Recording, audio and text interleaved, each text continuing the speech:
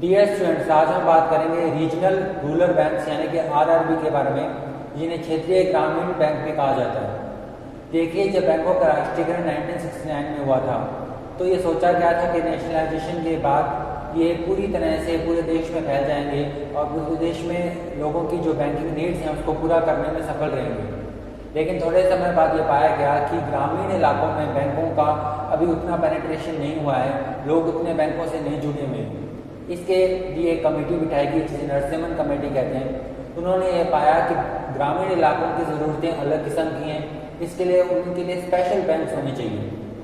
विशेष परिस्थितियों को देखते हुए विशेष किस्म के बैंक बनाने चाहिए और इसी बात को ध्यान में रखते हुए रीजनल रूरल बैंक्स की बात उन्होंने रखी और सितंबर 1975 में एक ऑर्डिनेंस यानी कि अध्यादेश पास करके इनकी स्थापना की गई और अगले साल 1976 में आरआरबी एक्ट बना दिया गया। रीजनल रूरल बैंक एक्ट 1976 के कारण ये पूरी तरह से अस्तित्व में आ गई। पहला बैंक जो बना वो था प्रथम ग्रामीण बैंक और वो यूपी के मुरादाबाद में बनाया गया और उसी के साथ 5 और बैंक बनाए गए। कुल 6 बैंकों से रीजनल रूरल बैंक की शुरुआत हुई। धीरे धीरे ये आंकड़ा बढ़ने लगा और ये 196 के पार पहुंच गया। रीजनल रूरल बैंक्स का जो बेसिक आइडिया था उसका आइडिया था rural Athos, local needs and pro poor. जो ग्रामीण इलाके हैं उसकी भावना को समझे, उनकी ज़रूरतों को समझे, उनकी मजबूरियों को समझे, उनकी समस्याओं को समझे।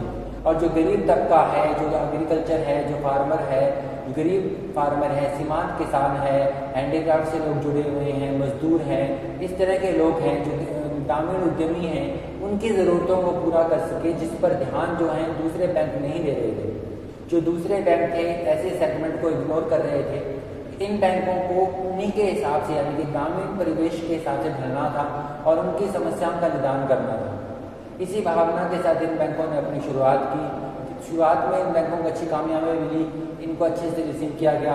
धीरे धीरे इन बैंकों की जो है संख्या बढ़ने लगी और एक टाइम पर 1985 की आबादी 196 तक पहुंच गई। इन बैंकों को बेसिकली क्या करना था कि इनको जो ग्रामीण लोग हैं उनको लोन देना था, उनके एडवांसेस एक्सेप्ट करने थे, उन्हें जमा करना था और उन्हें गाइड भी करना था कि वो अपने पैसे को किस तरह के लगाएं, छोटे छोटे उद्यम किस तरीके से सेटअप करें।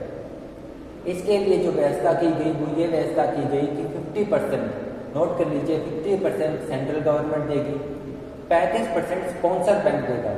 तो कोई एक बैंक होगा जो किसी इन ग्रामीण बैंकों का, ये जो रीजनल रूरल बैंक है, इनका स्पॉन्सर बैंक होगा।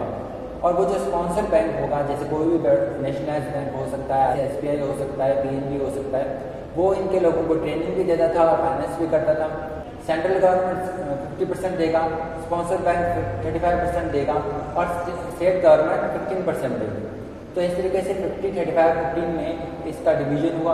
इस तरीके से इसमें ये फाइनेंस का कंट्रीब्यूशन करेंगे और स्पॉन्सर बैंक की जिम्मेदारी रहेगी इनको गाइड करना। धीरे धीरे ये जो रीजनल रूरल बैंक है काफ़ी फैलने लगे और इनकी बहुत सारी ब्रांचेस, हज़ारों में ब्रांचेस पूरे भारत भर में फैल गई और ये 196 के आसपास पहुंच गई। लेकिन जैसे जैसे समय बीता इनमें कुछ समस्याएं आने लगी। इनका क्रेडिट डिपॉजिट रेशियो गिरने लगा। उसका कारण ये रहा था कि इनका जो रेट था, जो इंटरेस्ट रेट ये दे रहे थे लोगों को, वो दूसरे नेशनलाइज्ड बैंकों से कम था, कोऑपरेटिव बैंकों से कम था। तो इसमें कोई पैसा रखना चाहता नहीं था। आगे जो ये लोन दे रहे थे उनको ज़्यादा देने पड़ रहे थे। इसके वजह से इनका क्रेडिट डिपॉजिट रेशियो जो है कम पड़ गया। इसके साथ ही उनकी काफ़ी सारी समस्याएं आने लगी। लोग पैसा चुका नहीं पा रहे थे क्योंकि जो लोन ज़्यादातर देते थे ये मार्जिनल सेक्टर को देते थे, प्रायोरिटी सेक्टर लैंडिंग करनी पड़ती थी और जो बिल्कुल गरीब सीमांत किसान थे, मजदूर थे, उद्यमी थे, वो पैसा कई बार चुका नहीं पाते थे। इनके एनपीएस बढ़ने लगे। विचारधारा, जो मूल विचारधारा थी रीजनल रूरल बैंक्स की, वो ये थी कि कॉस्ट इफेक्टिव होंगे, कम लागत पे ये गाँवों की ज़रूरतें पूरी कर पाएंगे, गाँवों की समस्या समझेंगे, रूरल नीड्स को समझेंगे और बहुत कॉस्ट इफेक्टिव होंगे। लेकिन ऐसा हुआ नहीं, ये घाटे में जाने लगे, धीरे धीरे नुकसान होने लगा और ये जो रीजनल रूरल बैंक्स हैं ये इनमें समस्याएं उत्पन्न होने लगी। इस बात को ध्यान में रखते हुए खुसरो कमेटी गठित की गई 1989 में और उसने ये सजेशन दिया ये इकोनॉमिकली वायबल नहीं है और ये जितने भी रीजनल रूरल बैंक्स हैं जिनकी संख्या काफ़ी बढ़ चुकी है, इनको धीरे धीरे क्या करना चाहिए, इनके जो स्पॉन्सर बैंक है इसके साथ मर्ज कर देना चाहिए। लेकिन एक इसमें एक और पेज था कि ये जो ज़्यादातर बैंक्स थे, रीजनल रूरल बैंक्स थे, काफ़ी गाँवों में फैल चुके थे और लोकल जो पॉलिटिक्स है वो भी इसमें इन्वॉल्व हो गई थी। इसलिए इन्हें इस प्रकार से बंद करना आसान नहीं था, इन्हें मर्ज करना आसान नहीं था। बाद में नरसिम्हन कमेटी गठित की गई, सेकंड नरसिम्हन कमेटी, उसने ये सजेशन दिया कि अगर बंद नहीं कर सकते तो कुछ चेंजेस लाए जा सकते हैं। उसके अंदर इनको सभी तरह का बिजनेस करना अलाउ कर दिया गया, इनके कैपिटल स्ट्रक्चर में चेंजेस किए गए। इनको एक और छूट दे दी गई और वो ये कि अगर कोई बैंक की ब्रांच है वो घाटे में चल रही है 3 साल तक, तो वो अपनी लोकेशन चेंज कर सकते हैं, यानी कि एक गाँव से किसी और लोकेशन पर जा सकते हैं जहाँ उनको ज़्यादा प्रॉफिटेबल लगे। यानी कि कोई बिल्कुल ही ऐसा गांव है जिसमें बैंक ब्रांच खोल दी गई, जहाँ पे बिल्कुल इनका बिजनेस काम नहीं कर रहा, वहाँ से ये रीलोकेट कर सकते हैं। तो ऐसे कैसे कुछ चेंजेस लाए गए। बाद में 2015 में RRB अमेंडमेंट बिल भी लाया गया। धीरे धीरे ये पाया गया कि इनको कहीं ना कहीं कम करना पड़ेगा, इनकी संख्या कम करनी पड़ेगी और इनको मर्ज करना पड़ेगा। वापस से इनको मर्ज करना शुरू किया गया और जो इनकी संख्या 196 तक पहुंच गई थी, धीरे धीरे कम की जाने लगी, फिर ये करते करते 57 हो गई और आज की तारीख में 43 रीजनल रूरल बैंक्स हैं। RBI की वेबसाइट के अनुसार 45 हैं, लेकिन अब 43 हैं।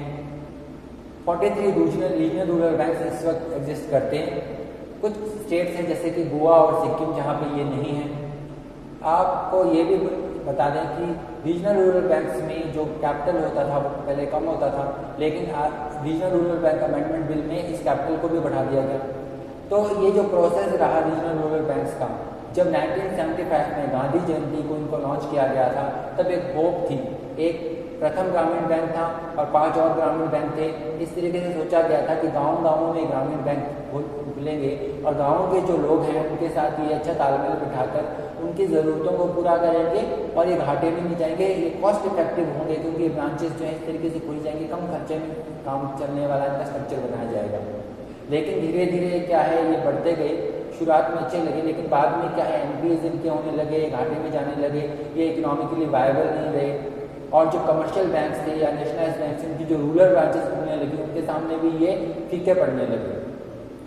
रीजनल रूरल बैंक्स को जो है बंद करने की विचारधारा की गई, लेकिन बाद में सरकार ने सोचा नहीं पूरी तरह बंद करना सही नहीं है और कोशिश की गई कि इन्हें रिकैपिटलाइज किया जाए, इनमें ज़्यादा पैसा और लाया जाए, इनमें कुछ चेंजेस किए जाएँ, इनको मर्ज किया जाए, इनको कम करके इन जो एग्जिस्टिंग बैंक्स हैं उनको ज़्यादा बेहतर बनाने के लिए प्रयास किए जाते रहे। तो इनमें फंड भी डाला गया, अभी भी डाला जा रहा है और आगे भी जो 43 बैंक्स हैं उन्हें भी रिकैपिटलाइज किया जाएगा। इसके अलावा अमेंडमेंट बिल ला के इनको कुछ छूट दे दी गई, इनके बिजनेस में छूट दे दी गई, इनके वर्किंग मैकेनिज्म में छूट दे दी गई। इस प्रकार से कोशिश की गई कि इनको रीजनल रूरल बैंक्स का जो आइडिया था, जो 1975 में उपजा था, वो कहीं बिल्कुल बंद ना हो जाए, उसको कैसे भी कैसे करके रिवाइव की जाए। इसमें कई सारी कमिटीज बनी हैं, अलग अलग समय पर अलग अलग उन्होंने सिचुएशन दी है। बेसिकली RRB का इंपॉर्टेंस आज भी क्यों है, उनको क्यों पूरी तरह से बंद नहीं किया जा सकता। कई जगह वो बहुत अच्छा काम करते हैं, गाँव में डिपॉजिट्स लेने के अलावा और उनको लोन देने के अलावा एक और काम भी करते हैं, वो है मनरेगा। आपने सुना होगा, उसके जो फंड्स होते हैं, उसके जो वेजेस होते हैं, मजदूरों को बांटने का काम भी ये करती है। इसके अलावा पेंशन और अन्य लाभ जो है ग्रामीण इलाकों में पहुँचाने का काम भी ये बैंक्स करते हैं। जो 43 बैंक्स हैं, इनकी बहुत सारी ब्रांचेस पूरे भारत में फैली हुई, कुछ स्टेट्स को छोड़ के, वहाँ पे ये बहुत अच्छा काम कर भी रहे हैं। तो कई ऐसे बैंक्स रहे जो नुकसान में चले गए, जिसकी वजह से जो पूरा जो स्ट्रक्चर बनाया गया था इस पर सवाल उठ गया। लेकिन इनकी कई ब्रांचेस थी, कई बैंक्स थे जो वायबल हैं, जिन्होंने अच्छा प्रॉफिट भी कमा के दिया।